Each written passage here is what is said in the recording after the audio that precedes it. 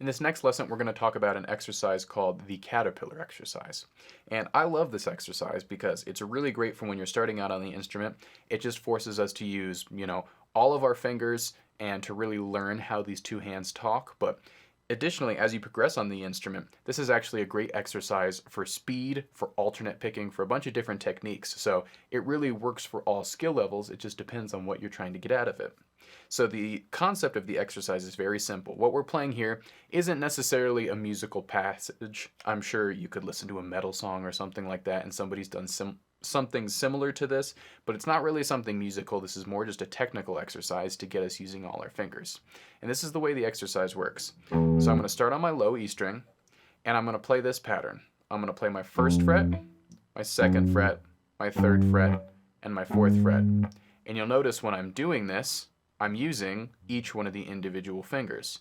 So this is teaching me how much I need to press with each one of these fingers. And as you go up, your first finger might be okay, you might still have trouble with it, but as you get to your ring finger and your pinky finger, those might be even trickier, specifically your pinky. Because again, I can't think of too many opportunities I've had in my life where my pinky has actually had to do anything, really that important.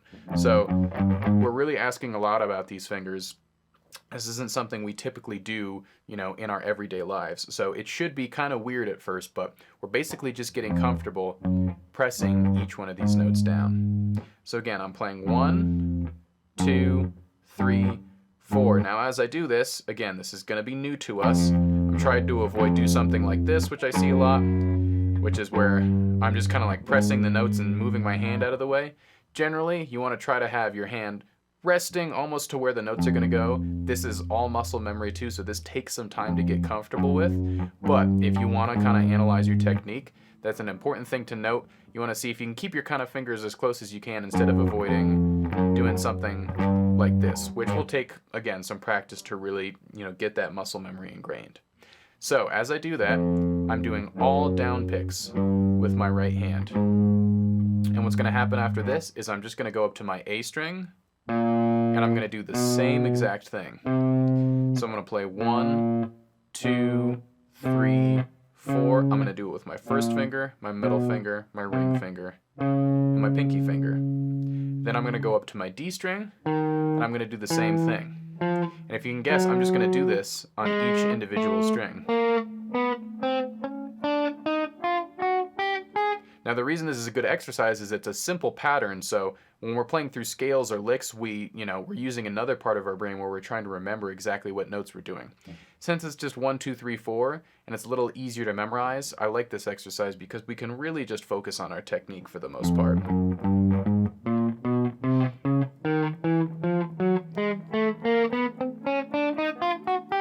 So again, I'm just trying to get comfortable with my hand stretching. I'm trying to, get used to using each one of my individual fingers as I play through this, right? I'm really focusing on getting my fingertips on. If I, for instance, say I was trying to play with my ring finger here, but I wasn't using my fingertip, I have to press really, really hard to get that note to sound. Whereas when I use my fingertip, I need a lot less pressure. So when you're starting out on guitar, you might feel like, wow, I really, really have to press down.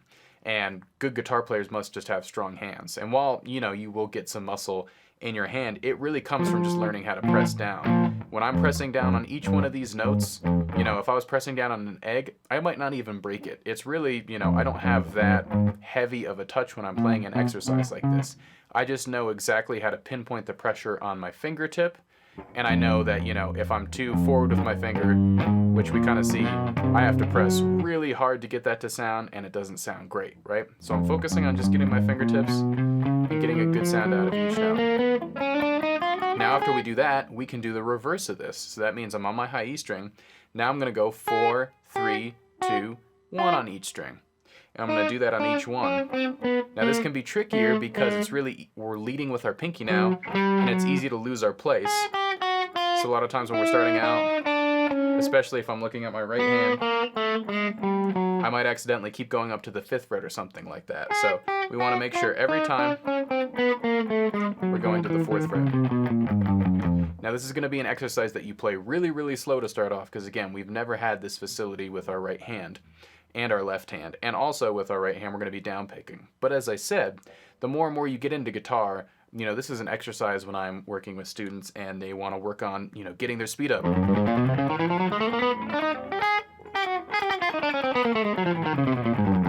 You can hear it's actually a great exercise for that too, because it's a simple pattern and I can really pinpoint those areas of my playing where if I'm alternate picking or doing something, you know, I have this as something in my wheelhouse to really bring out. So for our purposes, we're just trying to play this as slow as we can, make sure we're getting a good note out, but also being reasonable, as I've mentioned before, just about trying to play things as best as we can up to tempo. So having said that, let's actually hear this with a click track so we can practice along with, you know, this caterpillar exercise at a tempo. 1, 2, 3, 4.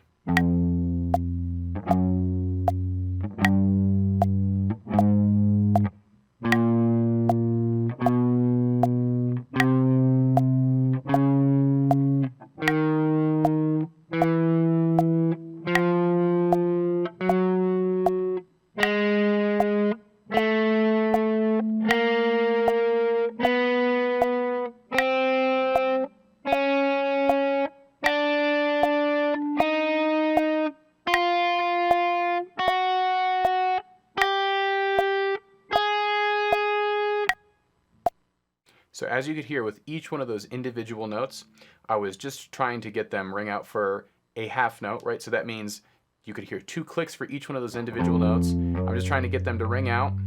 And I'm also giving myself, you know, this is a slower amount of time so that I have time to get to each one of these individual notes. Like I said, this is going to take some time, and if you need to start this exercise without any sort of click, that's completely normal, completely natural.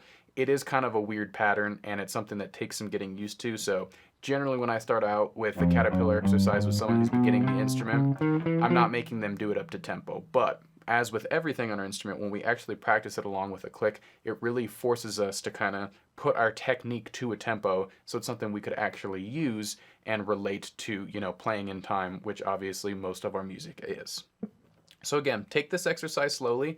We did it just up. If you want to challenge yourself and do it down too, I encourage you to do that with the click track that we have with this. But again, I'm just focusing on getting a consistent sound out of everything and making sure I'm comfortable using each one of these individual fingers.